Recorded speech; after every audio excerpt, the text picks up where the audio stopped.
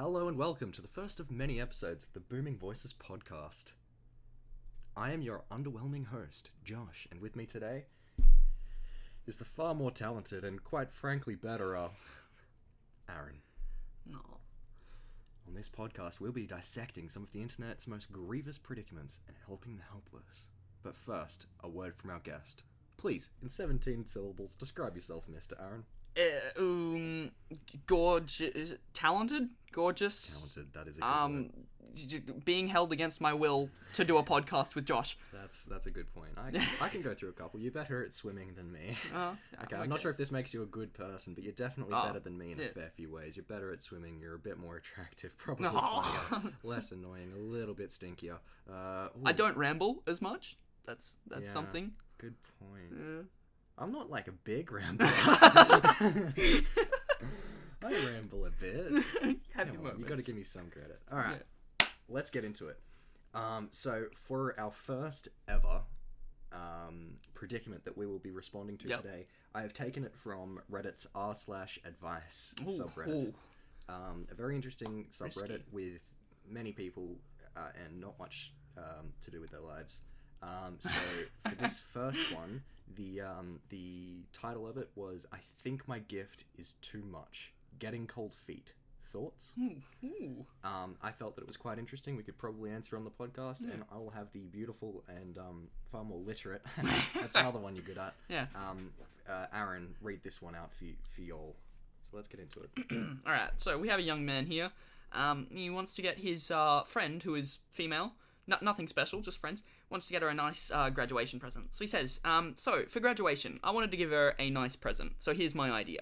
She loves to read and always joke that she would read anything. So I wanted to make her a handmade book where all of her family members, friends, and loved ones write out their favorite memories of her, write graduation wishes, and have pictures.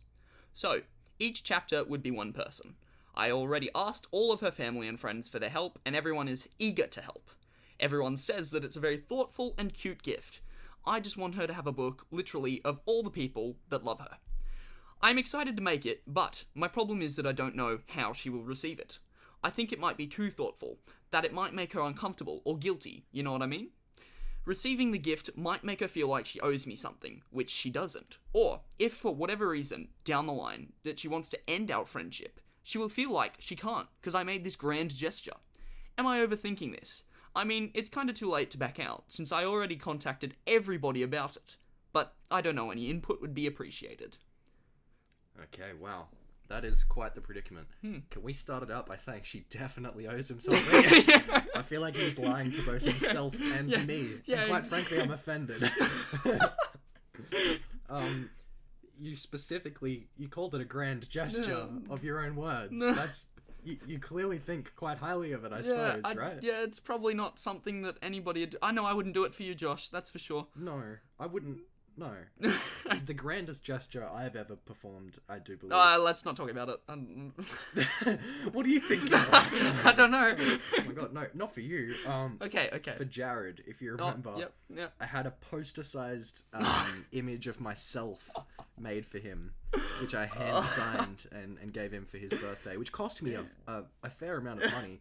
That was a grand gesture. I do remember that. I feel like that's as grand as it gets for me. Would it be on the same level, would you say? I don't. Well, actually, in a similar sense, if Jared wanted to ever end your friendship, he would then have to throw out the gift, which is currently hanging in his room. Is it in his room? Yeah, it is in his room. Yeah, he wakes up and sees that every morning, which is probably not. No, that's haunting. There's no way he could ever forget about it. Yeah, exactly. So I don't think he can ever end your friendship now. That was a pretty grand gesture. I suppose the difference between that and this, though, is that she's not going to be looking at it every day necessarily. That's true. She might read it once and then throw it in the bin. Maybe. I was thinking read it once and maybe put it on a shelf. Oh. But a bin, I suppose. Nerd. That's a good storage spot as well. Yeah. Who goes looking through the bin for stuff? Well, I actually don't answer that. Okay. Well, yeah. I have done so in the past. So let's try and keep the personal attacks out. Yeah, okay, let's just focus. So I don't know. It almost is. I think it is too much. I feel like it's too much. This is when the first time I read this, which was just then, by the way, I assumed that this would be for a a girlfriend. Yeah. This is not the kind of gesture you make to a friend. Maybe if it's a long-standing childhood friend. But it says here, he's been friends with her since freshman year. So what? That's the 4 years maximum. He gives a little bit more context in a different paragraph. And it was, I think, 4 years that they were friends. We've hung out almost every day for the last 4 years. Yeah, that's pretty close. They were pretty close, but I don't know. It's not like it's still kind of a creepy thing. It's not like this isn't the kind of gift you give to your best friend if she's acting like your sister. It's a little shaky on that. I'd say it's a bit too much, if I'm honest. Maybe back down on that one. I think creepy is a good way to describe it. Creepy. What I would recommend to step away from the creepy aspect of it, definitely get a picture of your face, blow it up to a poster size, and hand it out to her. I think that you're really stepping away from the creepy side of things. No, definitely. I mean, I can't think of anybody who's done that. No, that is an original idea, I will admit. No, yeah. Won't hear that on any podcast, that's for sure. I can definitely see where it could be too much, for sure. You probably... Honestly, it's not like she's gonna look at it and be like, get away from me, we're not friends anymore. Yeah. She would probably find it quite sweet, but you're definitely right. There probably is going to be a fair bit of the, kind of... I don't know, it's a big gesture. Yeah. It is big. It's massive. If you're going to... Depending on how many people he's going to get round up for it. True. But, yeah. If you want to do a whole book, though, with one person a chapter, and you're planning on making these pretty sizable chapters, then yes, that's a big gesture. You're basically trying to create a journal article of her life and all her loved ones. That's not something that a friend who doesn't kind of want to have anything more, a special connection would do. It's, as Josh said, a grand gesture, and I think it could be sending some funny messages. Some chocolates would be nice. Yeah, chocolates would be good. Chocolates. And actually, is she giving you a present? If she's not giving you a present for graduation... That's a good point. I didn't even think about it. Yeah, why are you getting her... Do you feel obliged to get her a present? If not, well, why are you doing it? These are some very good points that are being raised, and that will... these questions will never be answered. Yeah. It's one of the mysteries of the world. It's not good. Damn it, Reddit. Was the government behind 9/11? Is she getting a gift? These are two of the world's largest questions. Look, this could all be a fake. I mean, he might not even be at college. He could be a 60-year-old man. He just wants to interact with all these young people on Reddit. I'm suspect. I'm definitely suspect. Just wanted to get on the podcast. Yeah. So, essentially, it probably is too much. Grand gesture. Fix a gift. You fix a gift. Right. Now, to move on to the next question, what I've done... I've read through all of the next questions, but I have not given them to Aaron to read. I'm feeling excluded. I have labelled the files a colour from blue to green to fuchsia to red.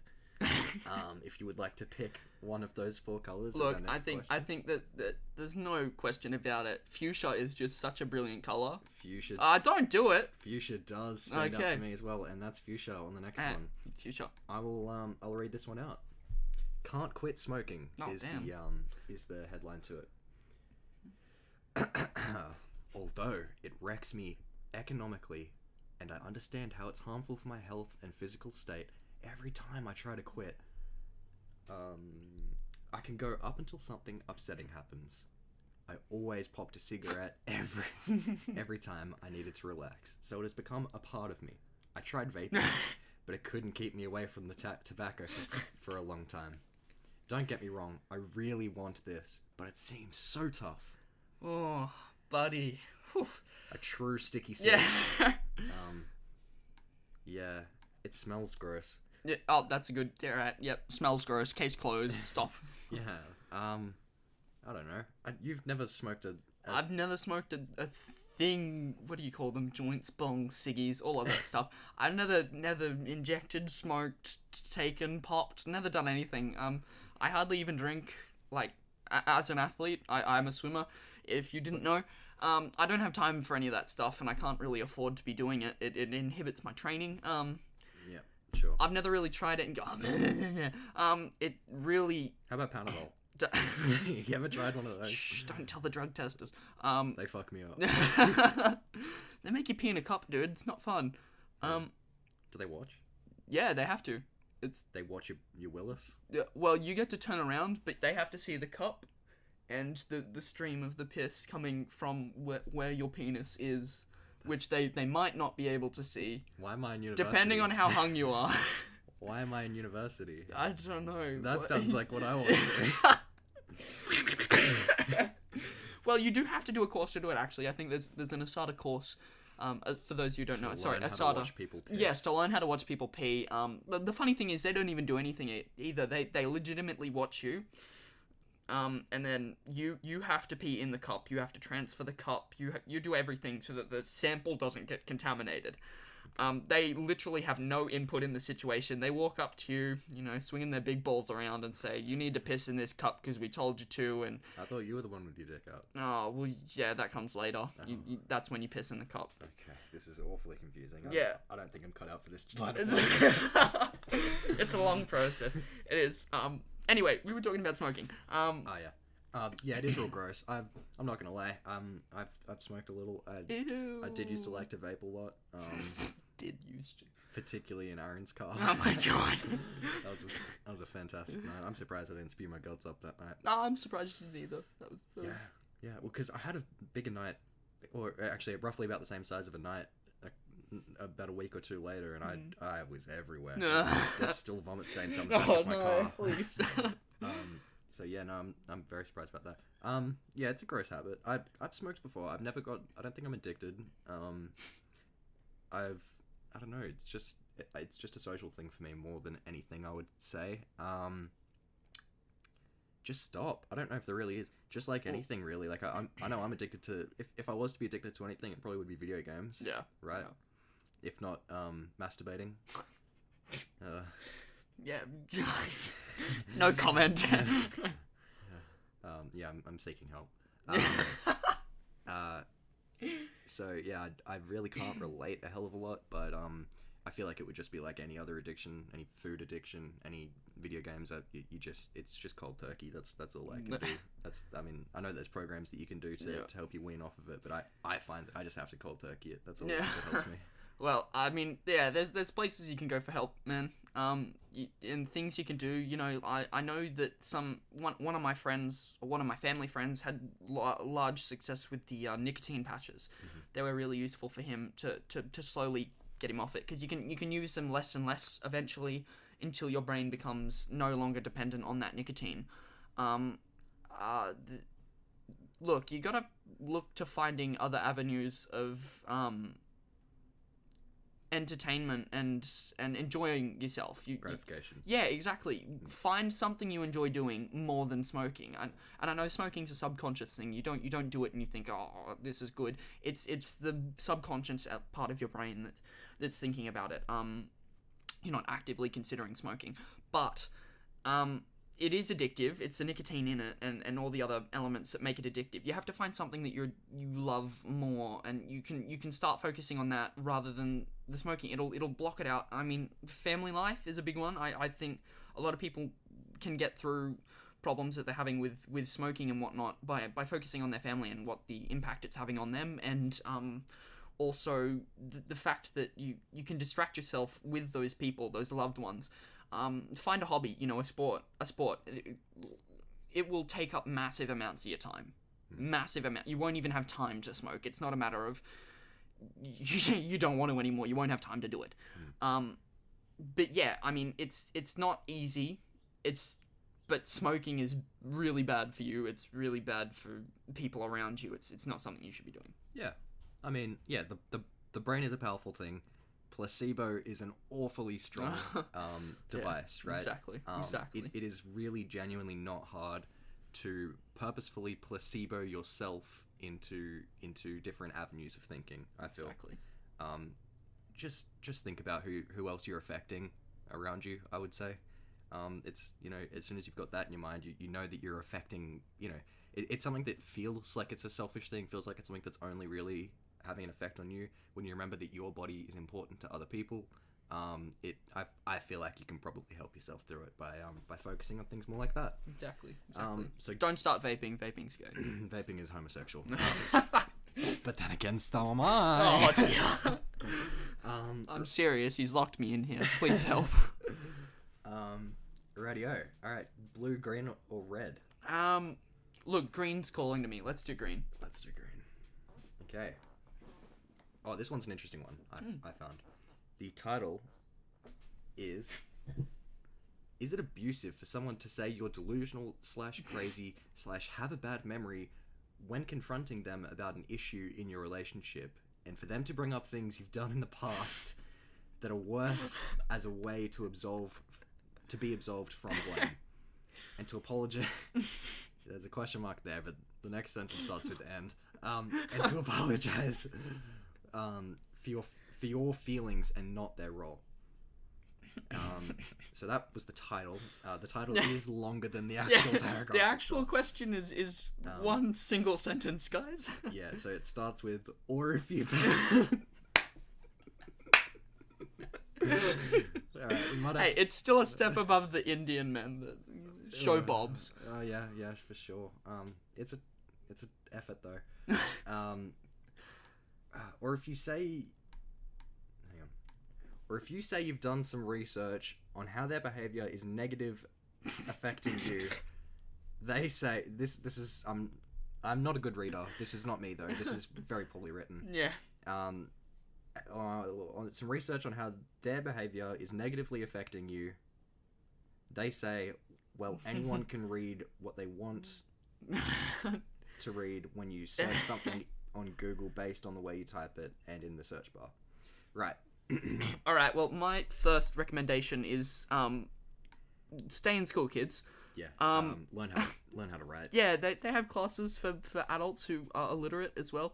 And what first question is, why did anyone give this fella access to a keyboard? I felt like it was written by a female. Oh, true. Actually, is that bad? I don't know. Someone to say you're delusional.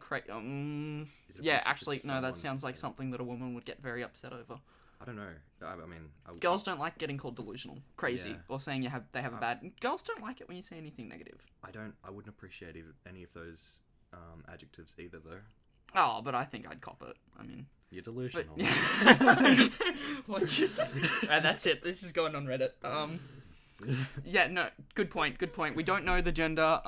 We're not gender stereotyping here either. But I'm not sure whether it super matters.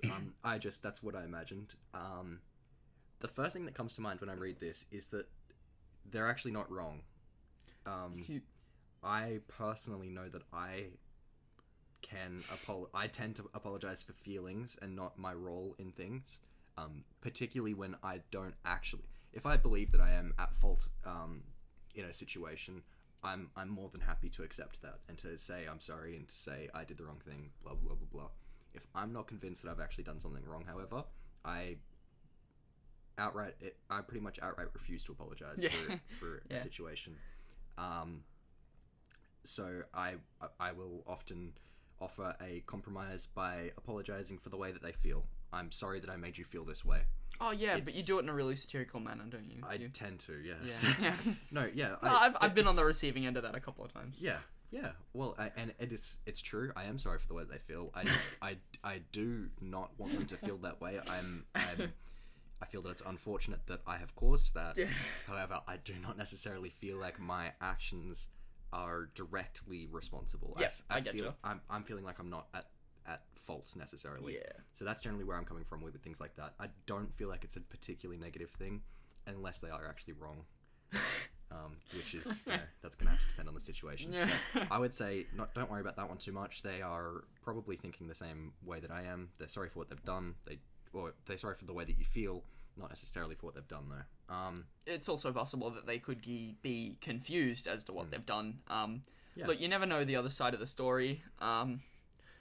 Just try and move past it or discuss it rationally, like adults. Don't do playground antics and I'm not going to talk to you and I'm going to be angry at you or I'm going to get him back. It's not going to work. Well, sometimes it works, but most of the time, just avoid it. Be adults, discuss it, and work through it. I definitely agree. And no, it's not abusive. I think that was a question. They said, is it abusive for someone to say you're delusional crazy? There's several questions hidden in it, so I suppose we tackled the to apologize for feelings and not their role.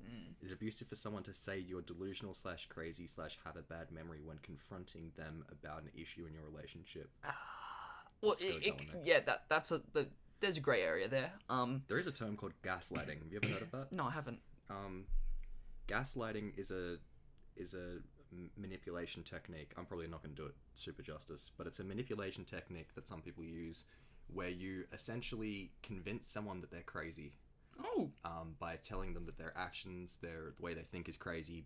You essentially convince them that they're crazy, and so they doubt themselves so much that they just become submissive. Oh, I'm crazy. Yep. My opinion doesn't matter. I'll allow you. That's right, essentially generally what it comes to.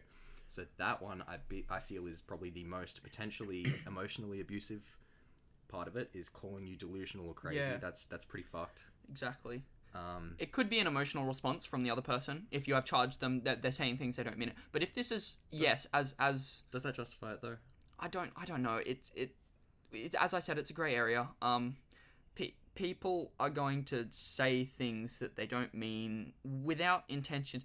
I mean, as I said, grey area. Look, if you think you're having problems with it, massive problems, and they are trying to call you delusional, if they are having serious effects on your health as of this, you should probably talk to people about it. Not them specifically, probably not. That doesn't sound like they're going to be overly supportive of anything that you want to do. Hell, they might call you crazy. Yeah, exactly. They might say you're crazy. So go talk to someone about that. But I mean, as I said, I have said things before that I don't mean when I'm emotionally charged. Mm-hmm. It doesn't mean I actually hate the other person, or if I'm never actually going to talk to the person. It's a grey area. Yeah. Okay. So that's apologize for their feelings. Delusional / crazy. Another point that they brought up was bring up things you've done in the past that are worse as a way to absolve themselves from blame. That's pretty unfair. I wouldn't appreciate that in an argument. Exactly. I can see why people do it. It's a very, very easy way to make it look like I think it's called a logical fallacy. Like, it makes it look like you've won an argument when you actually haven't. That's pretty upsetting, and I can understand that being very frustrating. Is it abusive? Once again, I'd probably say no. Yeah, it's I don't think if you did do those actions in the past and they bring it up, like, that's not nice of them, but I mean, it's not abuse, and after all, if you did do it, then I mean, it's kind of on you.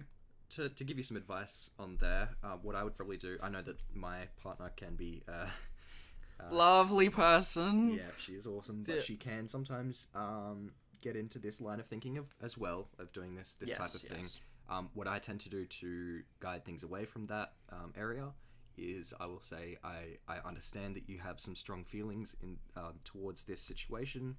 However, whatever the situation they've brought up. However, I would like to talk about this situation for this conversation, and we can talk about that one in another conversation if it is truly upsetting you.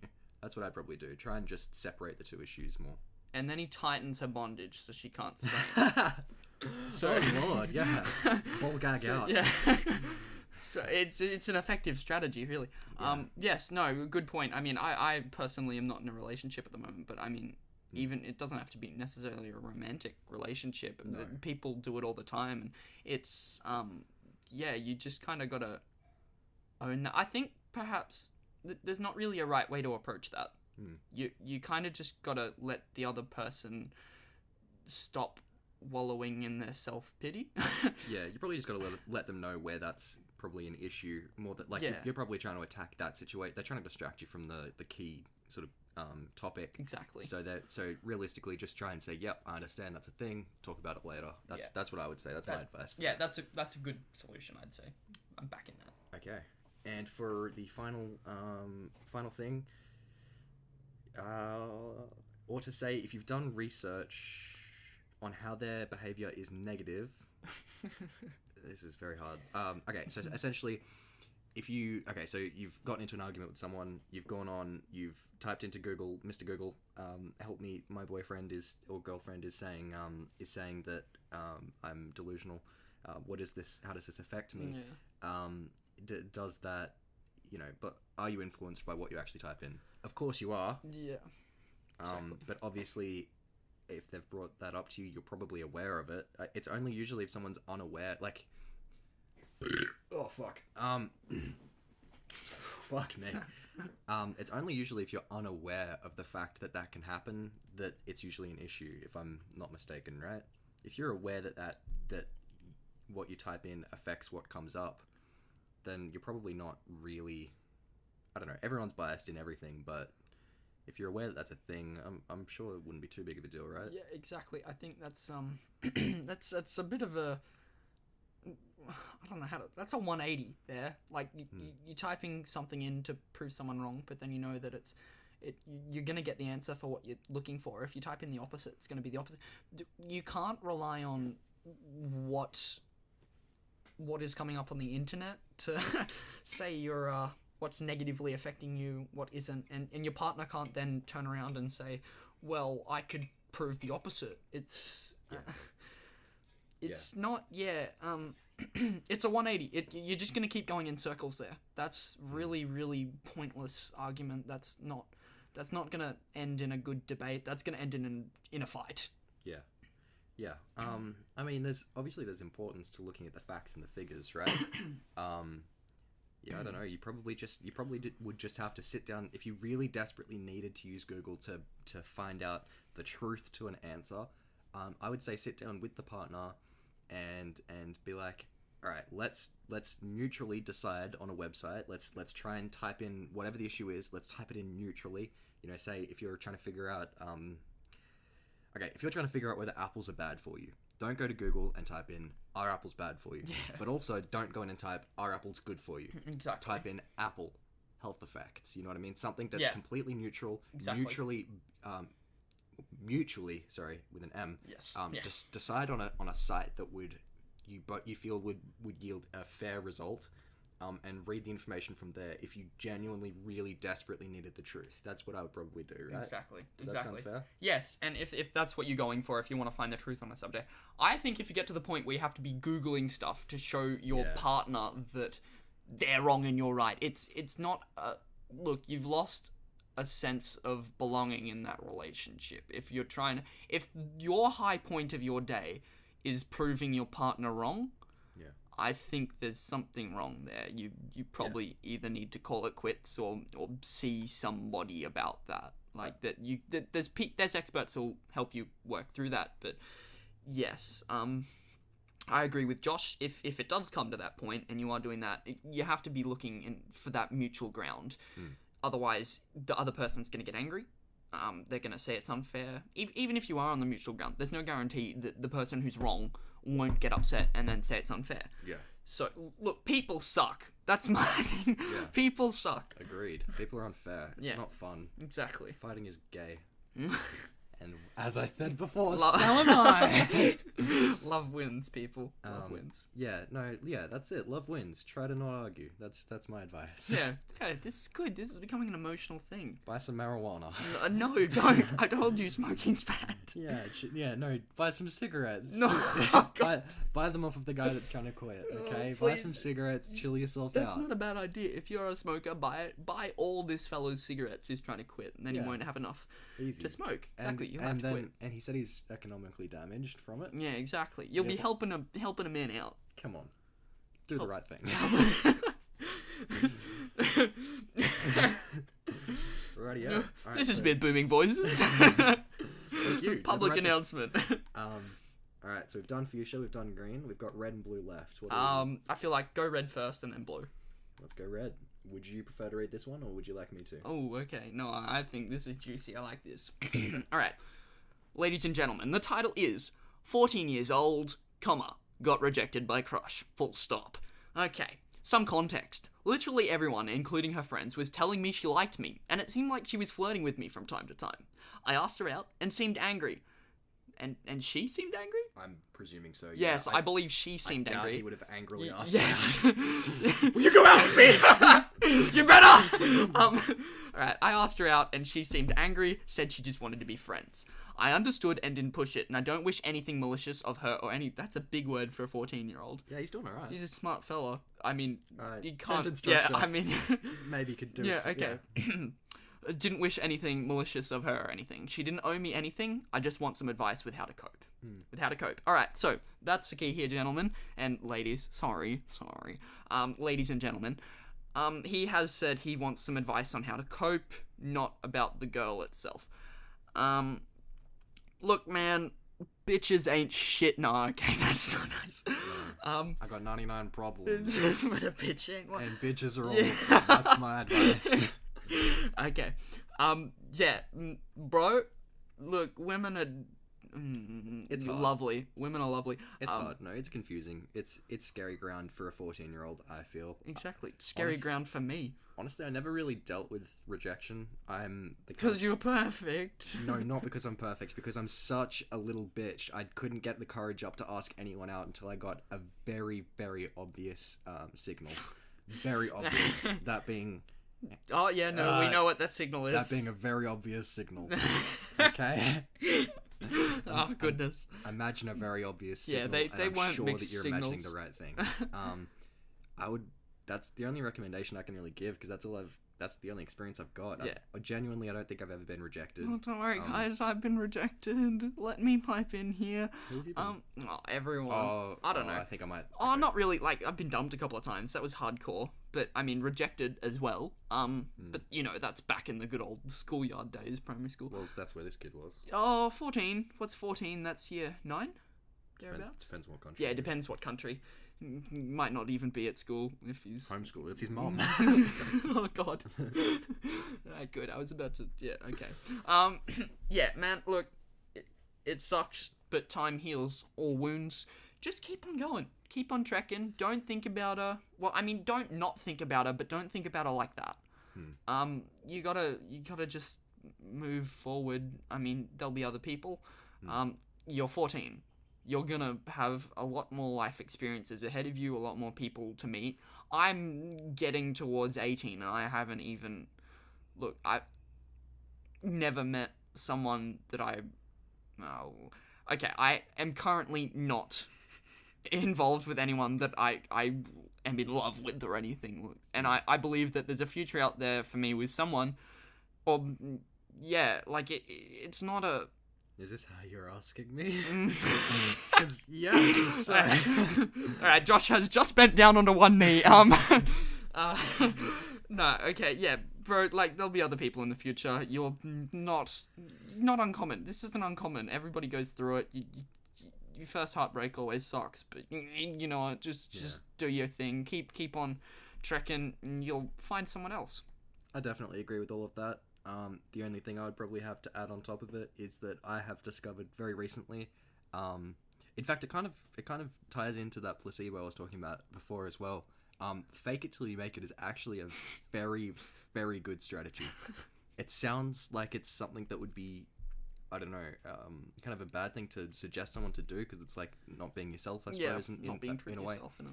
I've been so depressed before. So depressed. But the only thing that I've ever found that's helped me get out of it is very hardcore drugs. And no. Okay, alright, let's stop right there. Very hardcore drugs, and also Can we edit that out? Yeah, that's right. And also faking it. I smile. I force myself to smile, and well, you didn't have to force yourself when you saw me every day. That was it. It was just your gross looking head that did it for me. You guys can't see, but I'm winking at the mic right now. Oh yeah. No, it doesn't take long before it's not forced. It's natural, and your body endorphins are endorphining with dolphins. That's how it works, kids. Or as I like to call them, endorphins. Oh god. Stay in school. With a dorsal fins. If you take nothing else from this podcast, stay in school. Yeah. So that's probably all I can really give in terms of advice on that one. Would you be done with that? Yep, I think that's good. I'm pretty satisfied with that. Blue. moving on to the last one. Blue. This one's a quick one, and I would sorry if you didn't read it. Did you already read it? Yeah. Oh, okay. Alright, this one is titled, Which Religion Do You Think I Should Follow? It's pretty good that you waited to last for this one. This is a pretty good one to end off with. Which religion do you think I should follow? I'm looking for one that has an omnipotent deity, an individual path for all people, and a heaven/hell. I'm glad that he wants a hell. That's good. This fellow appreciates balance. Yeah, I agree. An individual path for all people is a strange request. You're not really going to find that in religion, I'm not going to lie. Exactly. I mean, I suppose there's some individuality to some aspects of very few religions. Yeah, that's you're looking in the wrong spot. I think. I think religion is supposed to be about the collective good and blah blah blah and all that stuff. Because I don't follow a religion, guys. I'll be honest. I'm not big on that kind of stuff. But if you're looking for one that has an omnipotent deity, an individual path for all people, and a heaven and hell, search for Scientology. What's the significance of an omnipotent deity? Why do you think that's so important to them? What's the definition of omnipotent? Well, omnipotent is someone who knows and sees everything. Okay, why is Isn't that? It sounds right. Like Yes. I've definitely heard the term before. I believe so. Remember.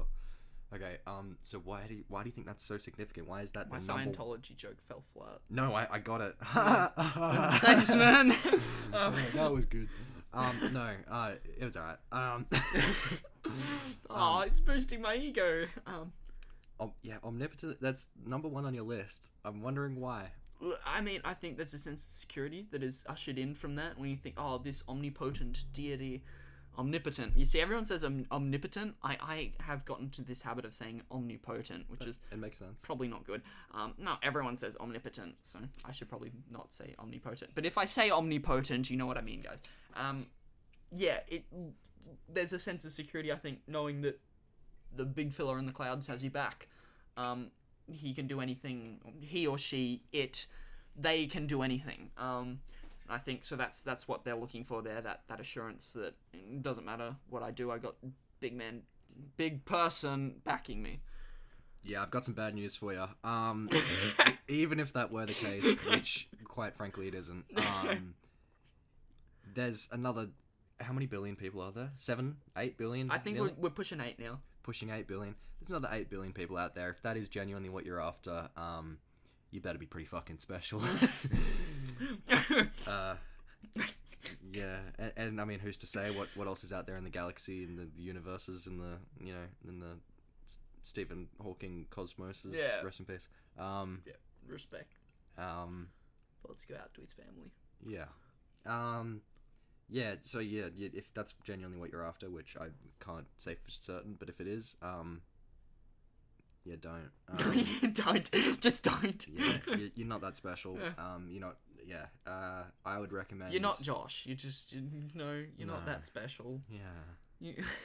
That's a good point. I didn't even think about that. Hang on, tell me how special I am for a bit. Right. We don't even have enough time on the podcast. Yeah, you know just that. 17 syllables. Go ahead. Omnipotent? Oh, yes. Yeah. Omnipotent, you did. Yeah, omnipotent, my bad. Yeah. Yeah, no, yeah, don't go for religion. If you're looking for some form of meaning, I would say do some charity work, I suppose. Yeah. Which is what you're probably looking for. You're not going to find enlightenment in religion. You're just going to waste a bunch of money and make the fellas in the white head things really rich. Yeah. Please do remember, though, this is coming from a non-religious standpoint. Obviously, if you go to someone religious with this question, you would get a very, very different answer. Yes. This is just our humble little perspectives. Just chuck it on Reddit. Yeah. Go do some charity work. Buy some cigarettes. Give them to old mate. Dear. Go do some charity work. Help the world out. And don't bring up issues from the past to absolve blame. That is a very good point as well. Yeah. That has been this episode of the Booming Voices podcast. Thank you so much, Aaron, for joining me on the very first episode ever. Don't worry, it's not like I had a choice. No, I'm joking, guys. We had good fun. Hopefully you'll tune in for the rest of it. Okay. Radio. Sorry. Catch you on the next episode.